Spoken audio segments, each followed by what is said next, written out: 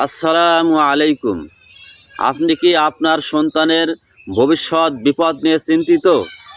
আকিকা নিয়ে জরুরি 3টি বিষয় আজকে জেনে নিন। যদি আপনি আপনার সন্তানের ভবিষ্যৎ বিপদ নিয়ে চিন্তিত হন, তাহলে আকিকার সঠিক মাসআলা কি এবং আকিকার গোশত খেতে পারবেন কিনা এ ব্যাপারে আজকে আমাদের আলোচনা।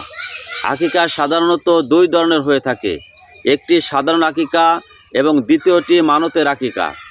আকিকা ছেলেদের জন্য 2টি ছাগল, মেয়েদের জন্য 1টি।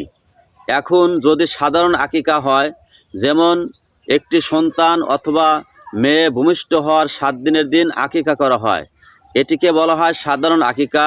এই আকিকা দিলে অনেক রোগ ব্যাধি বালা মুসিবাত আল্লাহ তাআলা এই আকিকার কারণে দূর করে দেন।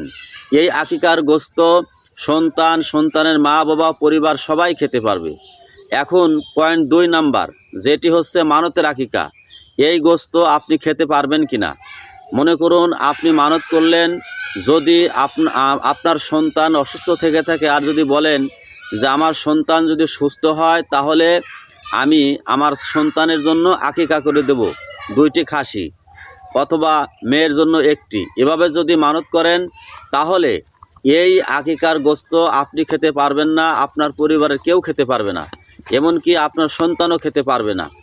এমনকি যদি আপনি কুরবানিও মানতের মতো করে করেন, যদি বলেন এই গরুটি অসুস্থ, যদি সুস্থ হয় তাহলে আমি কুরবানি দিয়ে দেব, তাহলে কিন্তু এই গোশত আপনি খেতে পারবেন না, আপনার পরিবারের কেউ খেতে পারবে না।